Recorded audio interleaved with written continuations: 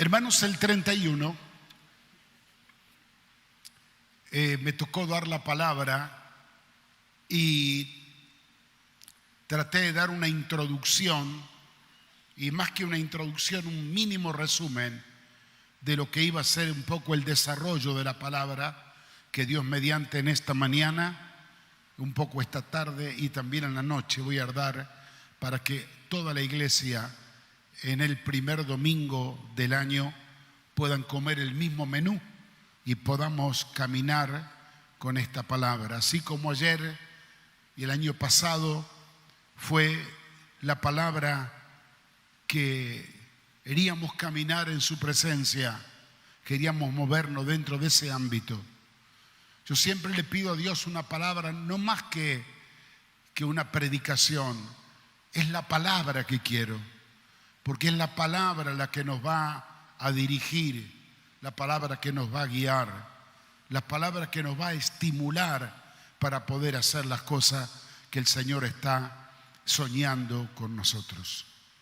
La palabra que el Señor me dio y la que hemos usado como lema para este año fue extraída del capítulo 3 del libro de Josué, versículo 5. Y sí hemos utilizado nosotros como lema que lo hemos puesto en una sola expresión. Extraído del texto, dice Dios: yo haré maravillas entre vosotros mañana.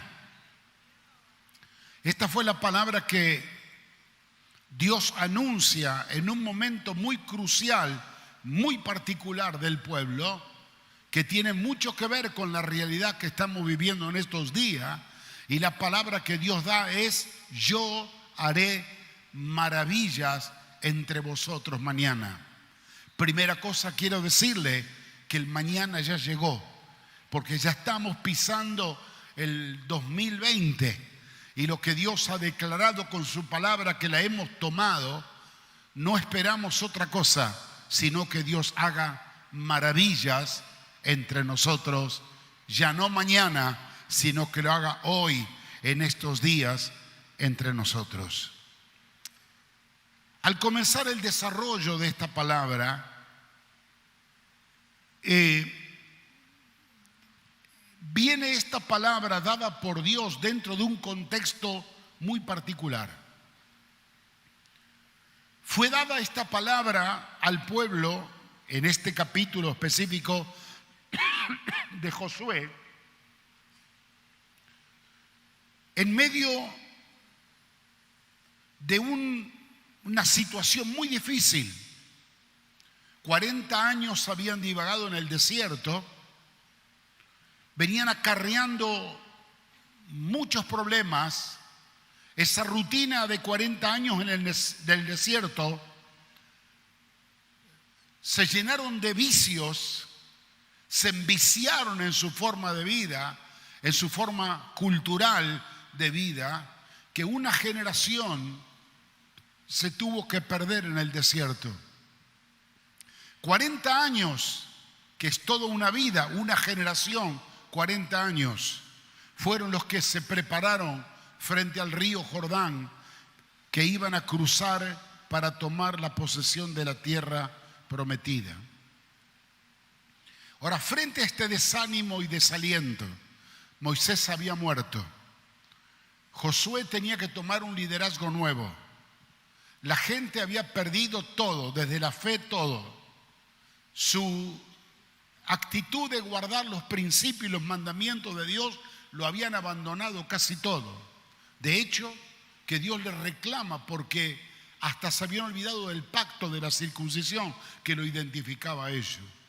En medio de esta situación tan adversa, tan particular que el pueblo estaba viviendo, a la víspera de poseer la bendición de Dios, que eran las promesas que el Señor le había dado, que habían sido entregadas, pero añísimos cantidad de años atrás a su padre Abraham, y ahora había llegado el tiempo del cumplimiento.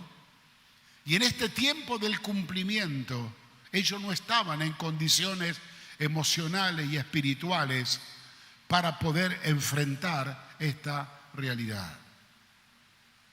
En ese momento y bajo esta circunstancia viene la palabra.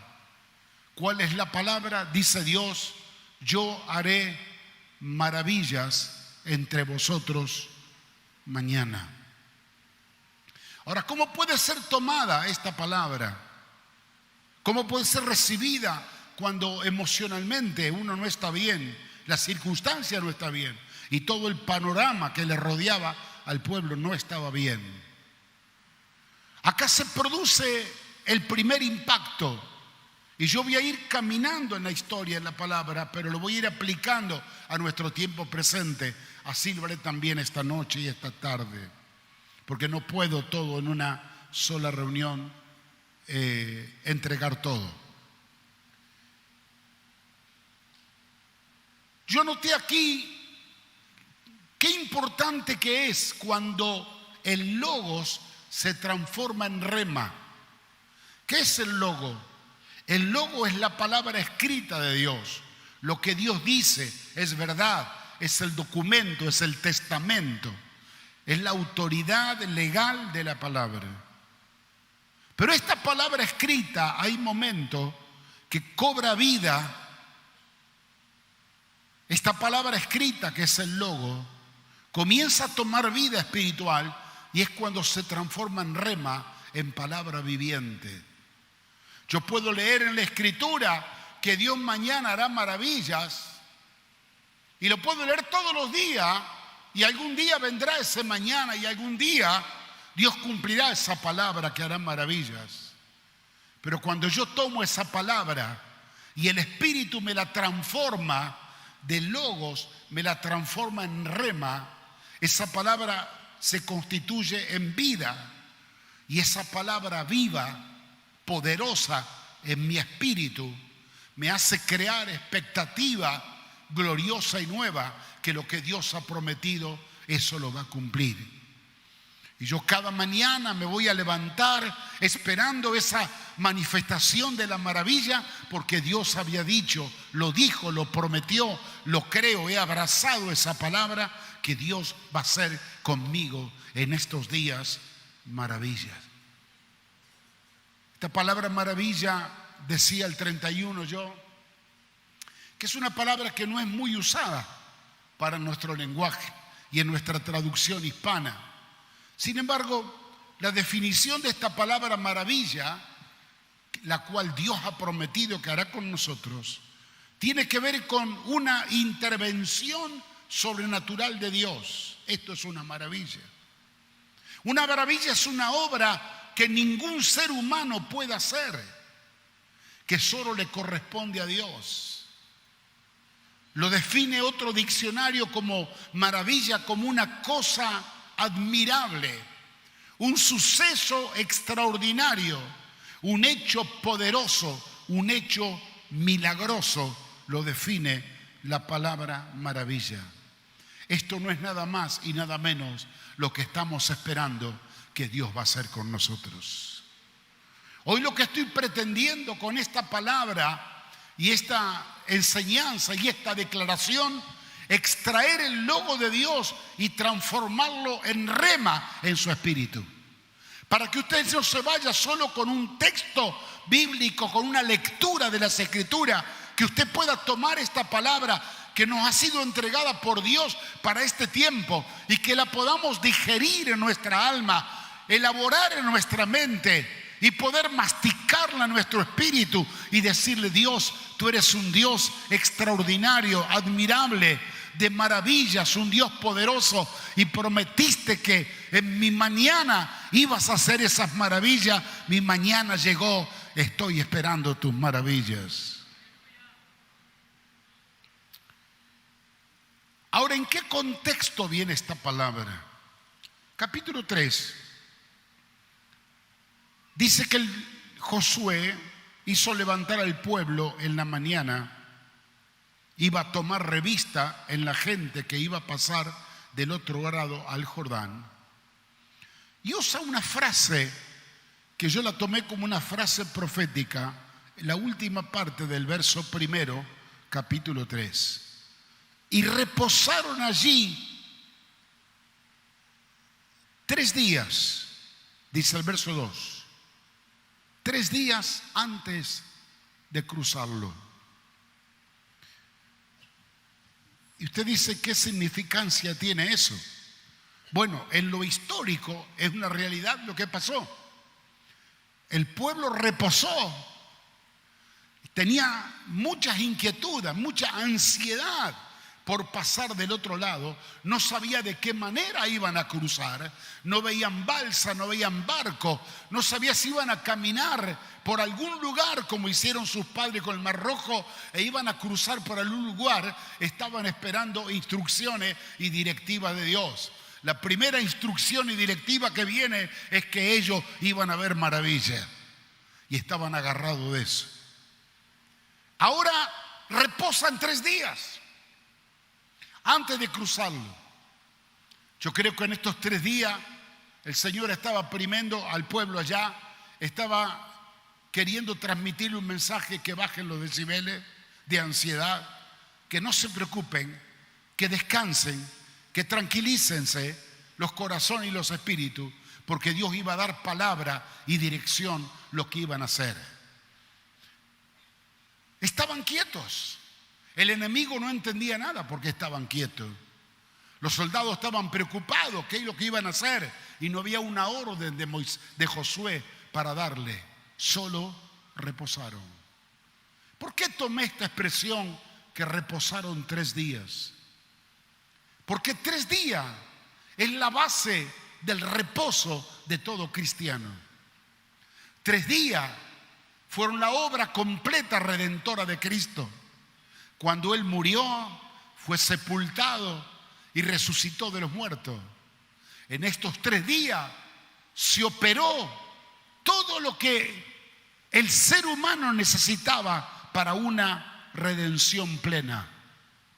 Nuestra vida, nuestro presente y nuestro futuro está asegurado en ese reposo, en ese descanso espiritual que es la obra de Cristo.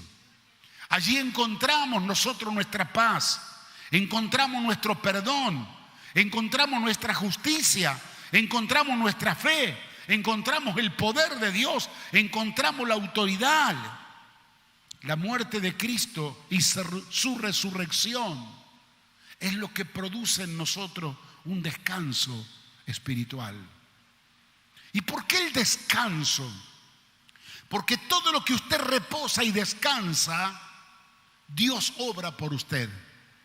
Cuando usted obra y trabaja, Dios reposa. Ellos debían entender que para ver las maravillas y los milagros que iban a ver ahora, a partir de este momento, ellos tenían que aprender primero a reposar en los 3 días. Ellos tenían que entender que antes del obrar de Dios tenían que entrar ellos en un reposo de descanso, de fe y de confianza en el Señor. Y si vamos a hablar en este tiempo presente, estamos viviendo en un tiempo de circunstancias muy particulares en el mundo social, político, en el ámbito de las leyes, lo económico. Hay incertidumbre por todos lados. No sé si fue ayer, creo, o antes de ayer, estaba mirando un programa en televisión, 4 políticos, 2 economistas, 2 de un bando de este gobierno, 2 del gobierno anterior. Hablaron, discursaron, terminó el programa y terminaron tan confundidos que los periodistas tuvieron que parar el programa porque ninguno tenía la verdad revelada. Así está el mundo, lleno de confusión, lleno de incertidumbre. ¿Qué tenemos que hacer nosotros como primera enseñanza? Si hemos atesorado y guardado la palabra, si por la fe hemos tomado el logo y lo acariciamos en nuestro espíritu para que se transforme en rema y esperar que Dios va a hacer maravillas extraordinarias, hermano, repose y descanse. Esto no significa poner en punto muerto y no hacer nada. Tu reposo es poner la mirada y la confianza en la obra de Cristo. Porque cuando tú miras y reposas en la obra de Cristo, tú sabes que Él allí pagó tus pecados. Tú sabes que Él allí abrió la puerta a tu eternidad futura con Cristo en la gloria. Tú sabes que allí Él cargó tus enfermedades, tus males y todas tus maldiciones generacionales. Todo fue hecho a través de la cruz de Cristo. Tú necesitas fe, la tienes a través de la obra. Necesitas la paz de Dios, la tienes a través de la obra redentora de Cristo. Reposa y descansa. Estos 3 días es un simbolismo. No es que tú te tienes que quedar 3 días. No, es que el tiempo sean minutos, horas, días. Reposa mientras esperas la manifestación maravillosa del Señor. Reposa.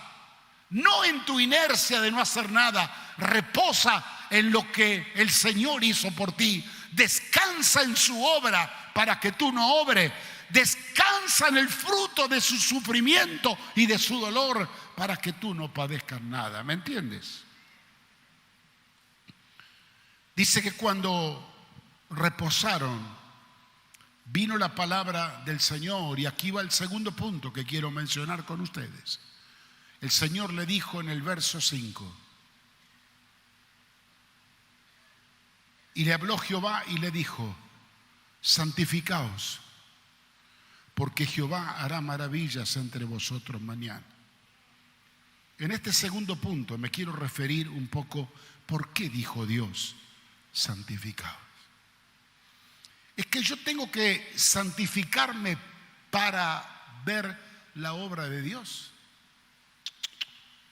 Es que yo tengo que santificarme para que Dios haga milagros o maravillas. No, no, no.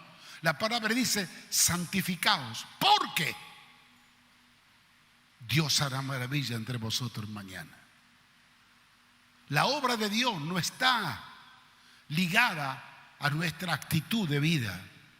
Él va a hacer lo que tiene que hacer, pero podemos ganar o perder la bendición si nuestra actitud no es correcta. ¿Por qué le pidió el Señor que se santifiquen?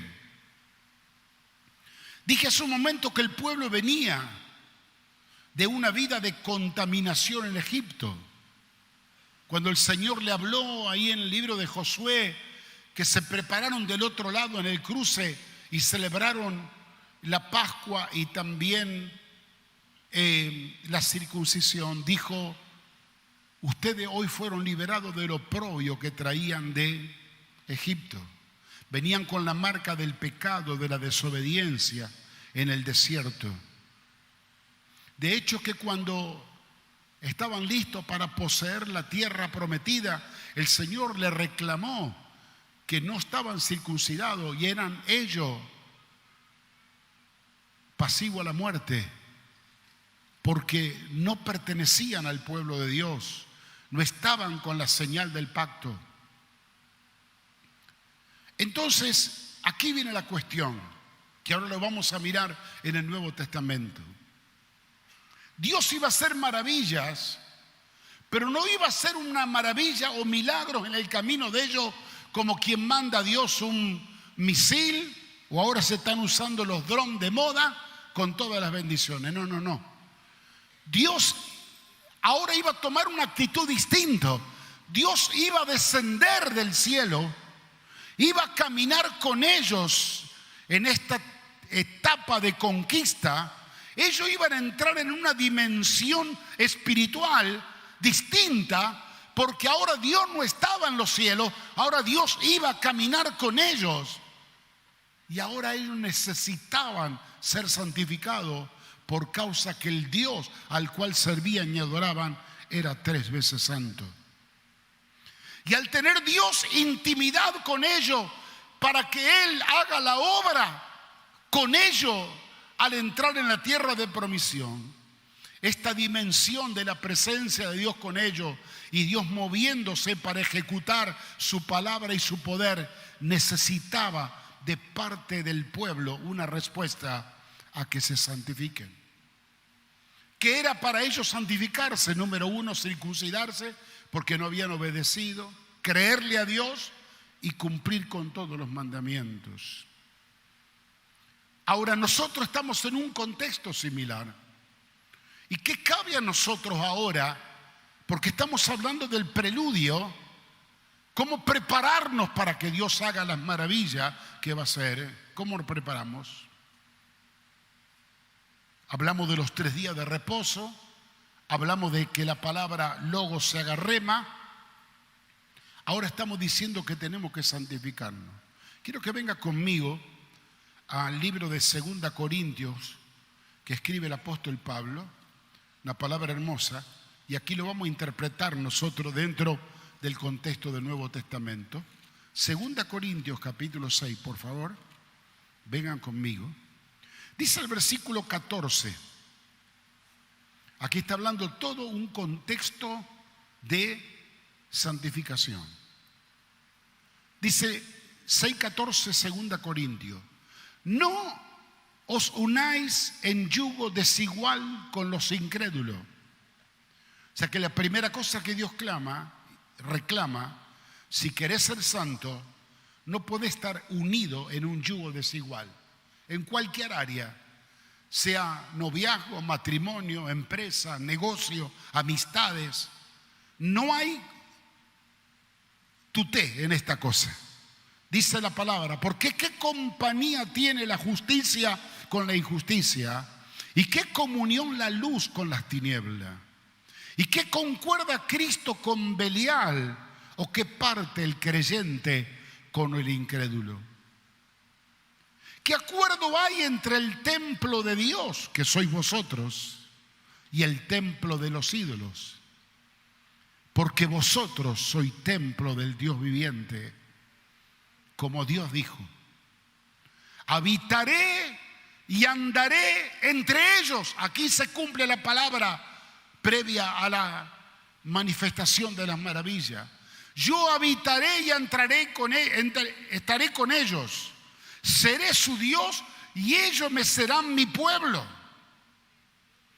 Por lo cual dice, salid de en medio de ellos y apartaos, dice el Señor. ¿De dónde salir y de dónde apartarnos? De todo lo que tenga que ver con esta relación desigual en un yugo que no es igual.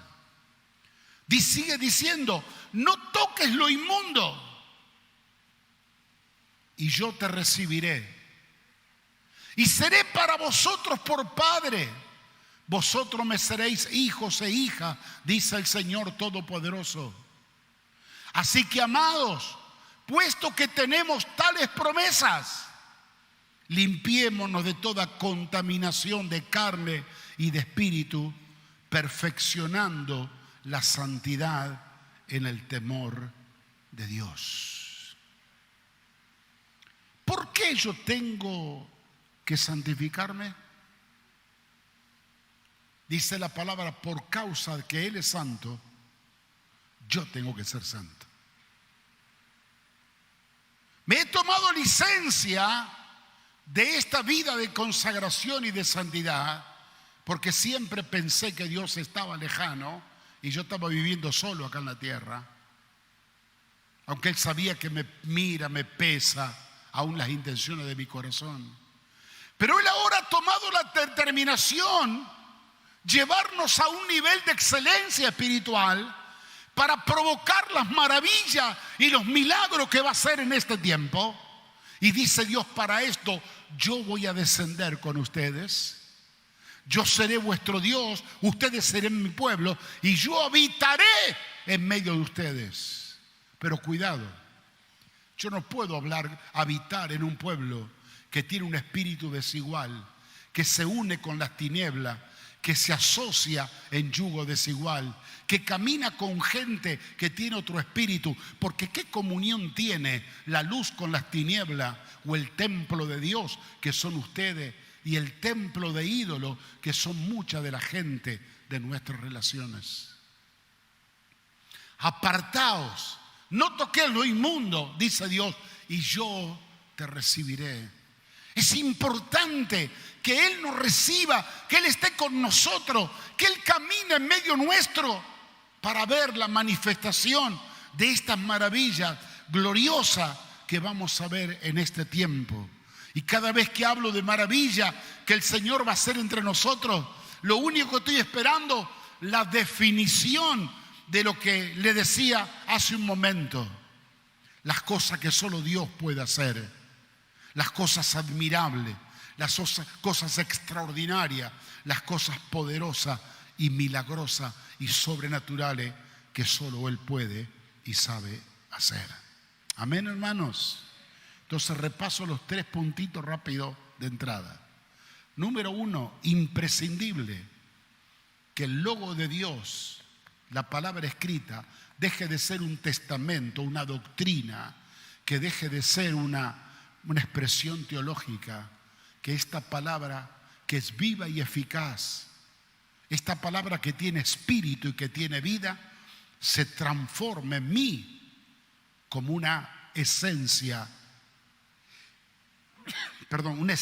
espiritual,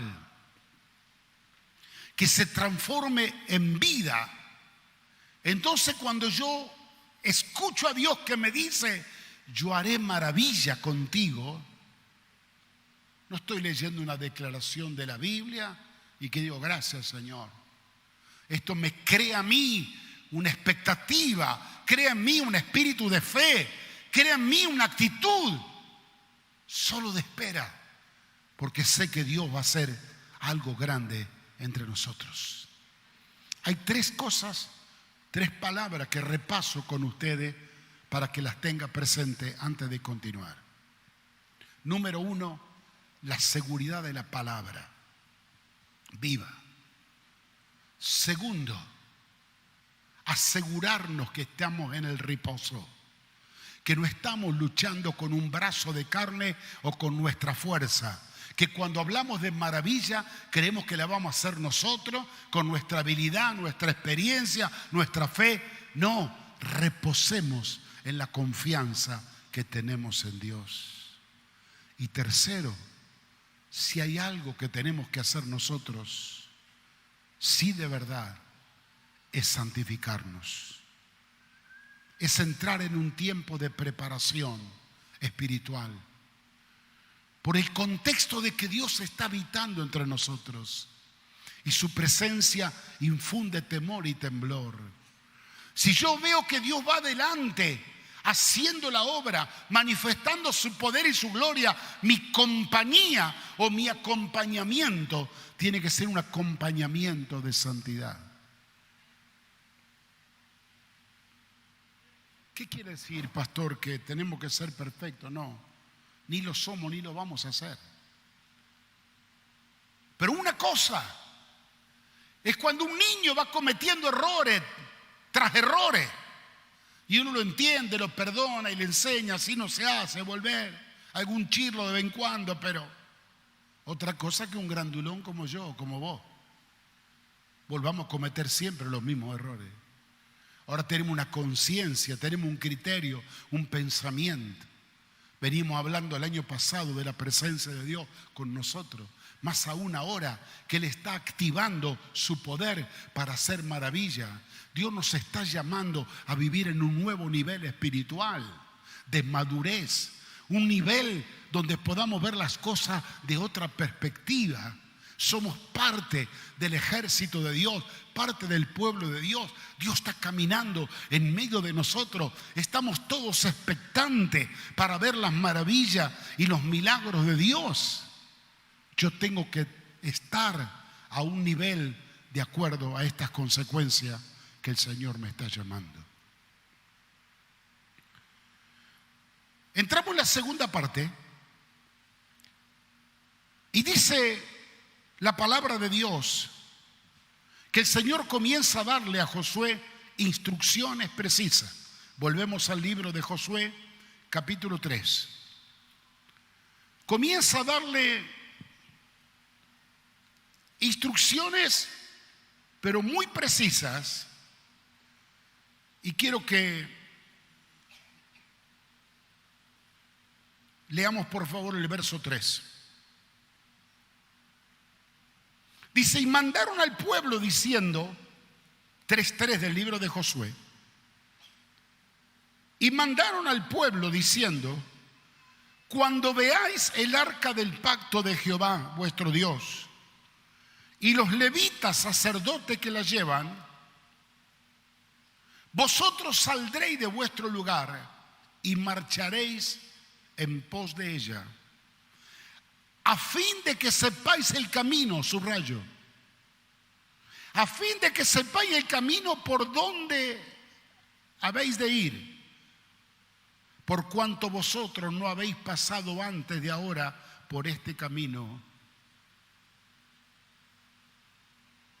Pero entre vosotros y el arca haya distancia como de 2000 codos, y no os acerquéis a ella. Esto también tiene mucho que ver con el contexto de la santidad, lo que representaba el arca, la presencia de Dios, que no podía acercarse cualquiera. Ahora quiero extraer esta palabra de este versículo. Dice la palabra: cuando veáis el arca de Jehová y los sacerdotes que la llevan.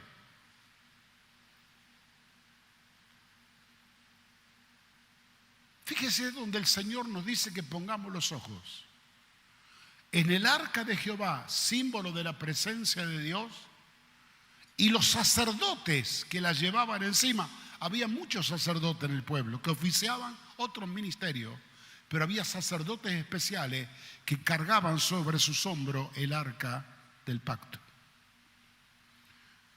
La orden de Dios es: pongan allí los ojos.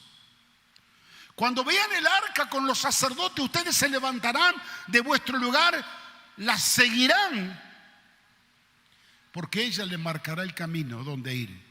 Porque ustedes no conocen, nunca antes han transitado el camino de maravillas que yo le voy a hacer transitar. Me detengo un minuto aquí para hacer una reflexión barata tipo nosotros. Cuando nosotros somos experimentados en algún nivel ministerial, sin quererlo, como dice el chavo, sin querer queriendo, entramos en un nivel de orgullo y de soberbia que creemos que la sabemos toda. Esto ya sé, yo sé cómo tratarlo, yo sé cómo orar, yo sé lo que hacer, esto yo sé, ya lo sabemos todo. Nos constituimos casi en especialistas del tema. ¿Sabe qué dice la palabra? Yo lo voy a llevar en un nivel donde van a ver maravillas que nunca vieron antes. Pero para poder caminar hacia ese propósito, los ojos van a tener que estar puestas solo en el arca y los sacerdotes que la llevan. Porque este camino que ustedes van a transitar, nunca lo transitaron antes.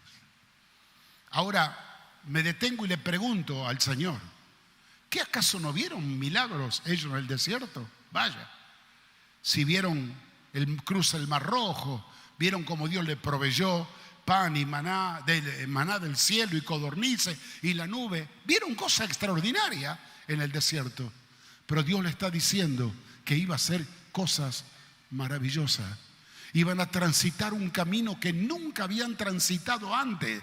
Así que yo te digo, si tú crees que la sabes toda y estás parado en un nivel de soberbia, te quiero decir, te estás privando lo nuevo que Dios te quiere traer. Te estás privando de la posibilidad de ver las cosas maravillosas que Dios hará contigo, porque estás parado en un espíritu de soberbia y de altivez creyendo que la sabes. No la sabes nada. Porque lo que has visto no es nada en comparación de lo que significa la palabra: yo haré maravillas entre vosotros mañana. Dice la palabra: cuando veáis a los sacerdotes, el arca de Jehová y los sacerdotes que lo lleven, entonces ustedes se levantarán de su lugar y caminarán en pos de ella. Pregunta: ¿dónde están puestos nuestros ojos? Seamos honestos. ¿Dónde están puestos nuestros ojos? ¿Dónde está nuestra mirada? ¿Dónde está nuestro oído? ¿Cuál es el norte que tenemos nosotros para caminar y sentirnos seguros que estamos parados en medio de la voluntad de Dios? ¿Nuestra experiencia? ¿Nuestros sentimientos? ¿Siento que estoy bien? siento que estoy mal, la palabra de mi gurú de turno, que si no lo tengo en Santuario de Fe lo busco en internet. Dice Dios. Josué era un hombre que había experimentado y caminado al lado de Moisés, que era un hombre seguro para poner la mirada en él. ¿Sabe qué dijo Dios? No miren a él, miren el arca y los sacerdotes que la llevan, porque el arca la manejo yo. Y cuando el arca va a un determinado lugar y se mueve en un tiempo y se detiene en otro tiempo, está manejado por mi GPS. No hay ningún hombre que pueda manejar eso. Y yo te digo, mi amado hermano y hermana, el tiempo que viene, que estamos transitando, que vamos a ver las maravillas de Dios, necesitamos poner los ojos en el arca y en los sacerdotes que la llevan. ¿Qué quiero decir con esto? ¿O me quiere decir, pastor, que no termino de entender? Había muchos sacerdotes en la época, pero unos pocos llevaban el arca, cargaban sobre sus hombros la presencia de Dios. Hoy hay muchas voces que se escuchan por todos lados y de alguna tenemos muy grande simpatía nosotros. Lo que no estamos seguros si sobre sus hombros está reposando el arca de Jehová. A veces hay cosas que son muy buenas, muy lindas, que nos entusiasman mucho, pero no sabemos si la voz que sale de ese sacerdote me está conduciendo al lugar que será la tierra de mi destino, donde me está esperando la promesa que Dios me dio, donde el Señor me va a levantar, donde Él ha soñado llevarme. Cuando veas el arca y los sacerdotes que la llevan, esa será la única señal donde vas a tener que poner tus ojos para poder caminar, porque yo solamente voy a respaldar como dirección espiritual a los sacerdotes que llevan el arca. En el mismo texto dice el verso 7, versículos 6 y 7, mira, leamos esto que interesante. Y habló Josué a los sacerdotes y le dijo: tomad el arca del pacto. Y tomaron el arca del pacto y fueron delante del pueblo. Siempre el arca iba delante del pueblo. Y dice el verso 7, entonces Jehová le dijo a Josué: desde este día comenzaré a engrandecerte delante de los ojos de todo Israel, para que entienda que como estuve con Moisés, estoy también contigo. Ahora note usted qué interesante. Dios le da una señal, el arca con los sacerdotes que la llevan. Pero luego le dice Dios: estoy preparado para empezar a hacer las maravillas que yo he prometido hacer, porque este es el día que yo voy a engrandecer tu ministerio, Josué. Le dijo el Señor que de alguna manera tenía que producir la transferencia en el pueblo, que la gente se había acostumbrado a ver tanto a Moisés, que ahora no podían vivir sin el liderazgo de Moisés. Pero ahora Dios iba a poner en una posición de liderazgo a Josué de tal manera que dice la Biblia que a través de las maravillas que Dios iba a hacer, Él lo iba a engrandecer. De tal modo que estas señales manifestaba, lo iban a poner de alguna manera en línea a todo el pueblo para llegar a tomar por posesión la heredad, la herencia que Dios le había prometido. Aquí estaba Dios armando como un tablero de ajedrez. Había un liderazgo espiritual que eran los sacerdotes que llevaban el arca. Pero también hacía falta el liderazgo de un hombre que antes estaba ocupado por Moisés, pero ahora él ya no estaba y lo iba a ocupar Josué.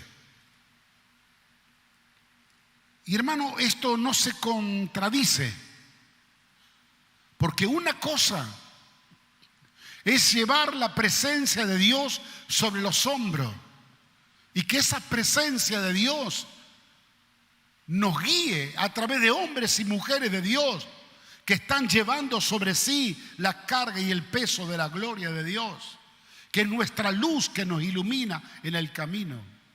Y otra cosa es tener también al lado un liderazgo visible de un hombre que recibe palabra y dirección de Dios, como lo recibía Moisés y ahora también Josué, para que digan: así dice el Señor, hagamos tal y cual cosa. Cuando a un pueblo le falta alguna de estas cosas, corre un peligro muy grande. Y ahora lo traigo al tiempo presente. Si el pueblo hubiera tenido solamente el arca y los sacerdotes, el pueblo se hubiera vuelto un pueblo místico, por no tener las palabras y los decretos de que Josué soltaba cada vez que Dios le hablaba. Si nosotros simplemente nos guiamos por la presencia de Dios en la vida de los sacerdotes y la gloria que reposa sobre ellos y su ministración espiritual, y no hacemos caso a ningún liderazgo visible que Dios ha levantado, como en el caso de Josué, cuando Dios estaba preocupado y le dijo: yo te voy a engrandecer por las maravillas. Ellos caminarán, los sacerdotes, con mi presencia a través del arca, pero tú te vas a engrandecer a través de las maravillas que voy a hacer a través tuyo. Cuando no tenemos ese liderazgo como el de Josué, corremos el riesgo de ser un pueblo espiritualmente muy místico y perdemos el rumbo y el norte por causa que no tenemos una palabra de liderazgo, una palabra pastoral a la cual tenemos que estar atentos. Amén, hermanos. ¿Soy claro en lo que digo? Muy bien. Sigamos un puntito más. Estamos hablando de los principios que nos preparan para ver las maravillas de Dios. Mirando el arca, mirando a los sacerdotes que la llevan y también mirando a la persona que Dios está levantando en el liderazgo. Pero mire lo que dice el verso 12. Por favor, venga conmigo. Tomad también ahora 12 hombres de la tribu de Israel, uno de cada tribu. Estaban los sacerdotes que llevaban el arca, y ahora le pide Josué de parte de Dios un hombre representante de cada tribu. Eran 12 las tribus de Israel, 12 hombres tenían que venir. Estos hombres que iban a venir, dice el verso 13: y cuando la planta de los pies de los sacerdotes que llevan el arca de Jehová, Señor de toda la tierra, se asienten en las aguas del Jordán, las aguas, porque las aguas que vienen de arriba se detendrán en un montón. Ahora escuche, por favor, porque si leemos muy rápido nos olvidamos de algo. Dios le dice: yo quiero que los sacerdotes vengan con el arca, pero que vengan los 12 hombres representando todo Israel. Dice la palabra, que lo vamos a ver, que el tiempo era el tiempo más difícil de todo para cruzar. Era cuando el Jordán se desborda, cuando se va de nivel, que se inunda, había agua por todos lados. Y ahora Dios le habla que iban a cruzar el río Jordán. Lo único que tenían la historia del Mar Rojo, nada más. Y entonces le dice: cuando vengan los sacerdotes con el arca, mi presencia, que siempre va adelante, y los 12 hombres que representaban la tribu de Israel, y pisen el agua, esa era la voz de Dios, y pisen el agua, a pesar que viene una inundación y un desborde de agua del norte, las aguas se van a detener en un montón y ustedes van a cruzar en tierra seca. Si yo vengo y le hago este comentario a ustedes esta noche Y le digo, hermano, tenemos que cruzar la isla.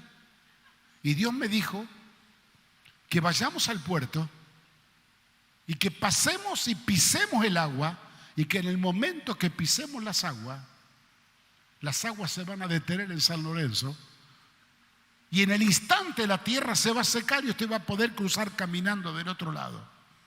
Yo sé lo que va a hacer usted. Va a llamar al psiquiátrico de Rosario y me va a denunciar que me metan adentro en un chaleco de fuerza.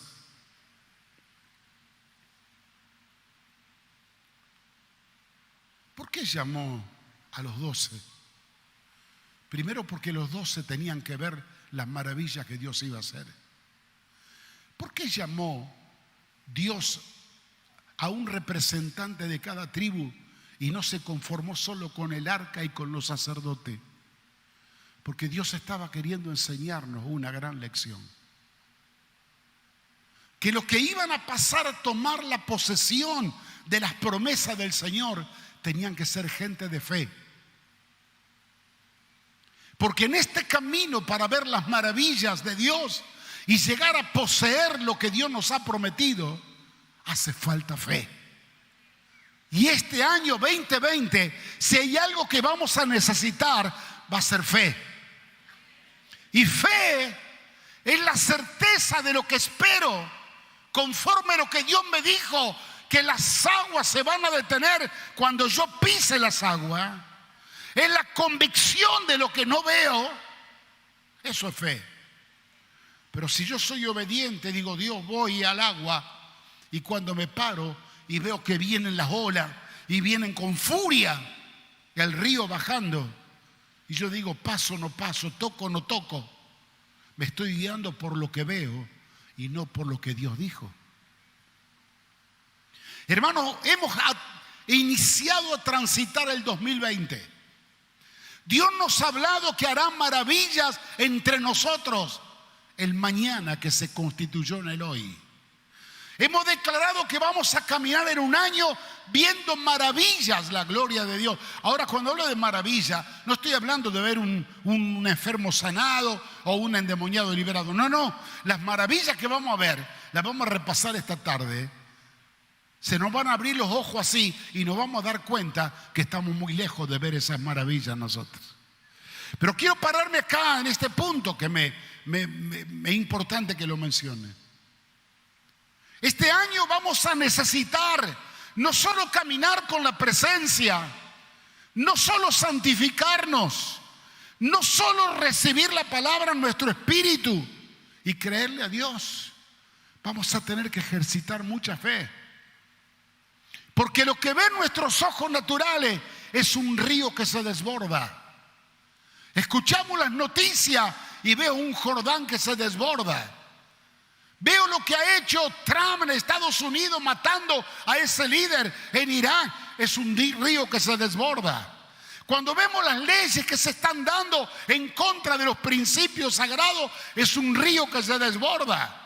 Cuando escuchamos de los proyectos económicos, es un río que se desborda. ¿Y sabe qué provoca el río cuando se desborda? No nos animamos ni a tocarlo porque creemos que el río nos va a devorar si lo miramos con nuestros ojos. Pero si Dios dijo, pisa las aguas, porque en el momento que la pises, el río se detendrá en una montaña, vamos a creerle a Dios. Aleluya. Vamos a creerle a Dios.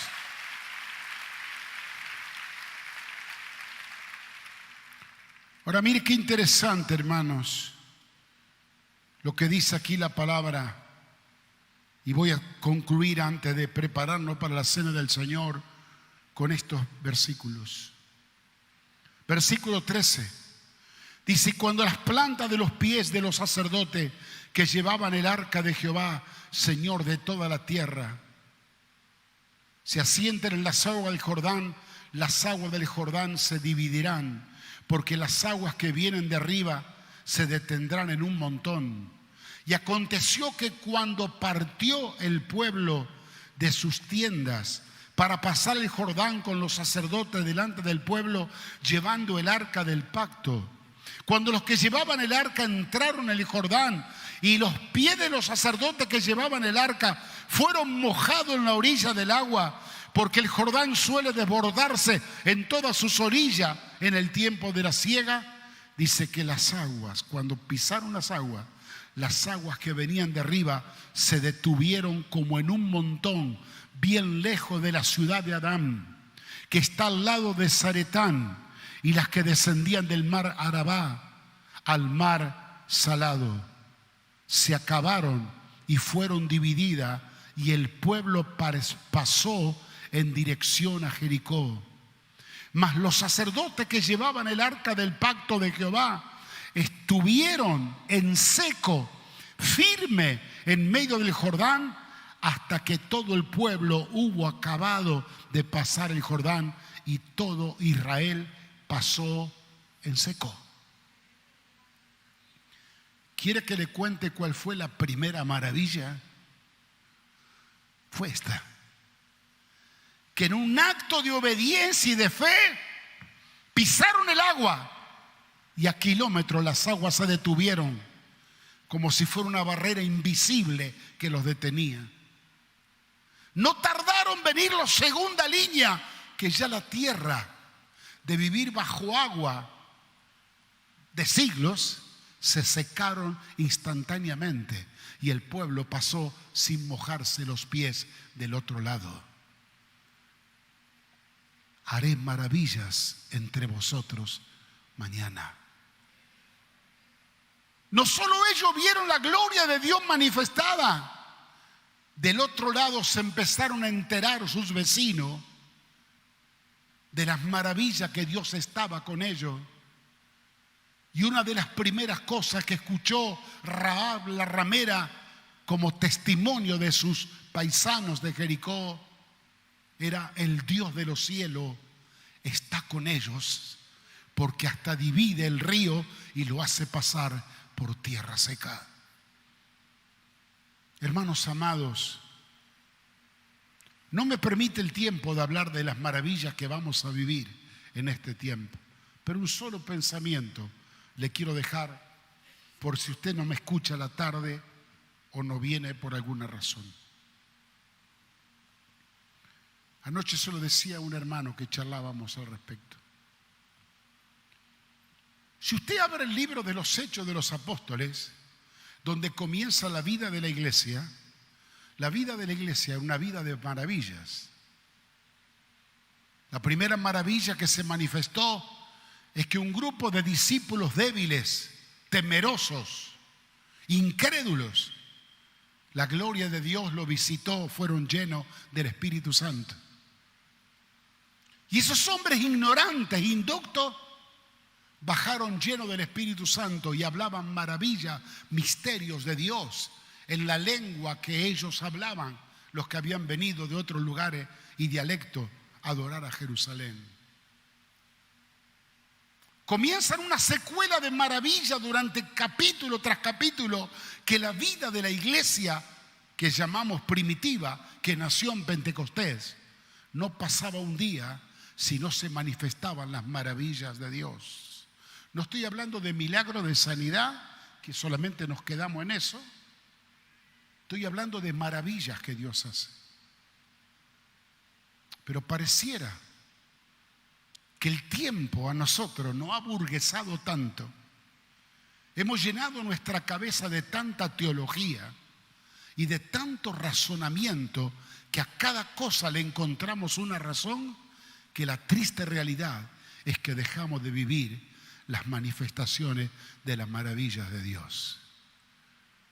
Y yo algo dije el domingo 31 y el primero en la madrugada. Somos hijos del libro de los Hechos de los Apóstoles, y el libro de los Hechos no se ha cerrado todavía. Si no vemos las cosas que pasaban en la iglesia, no significa que no seamos iglesia, y no significa que Dios no dejó de obrar. Algo nos está faltando a nosotros, que lo vamos a ver en el día de hoy. Pero una cosa sí te quiero decir, para que te vayas saboreando este chupetín. Dios te dijo: Dios me dijo y Dios nos dijo que va a hacer maravillas entre nosotros mañana.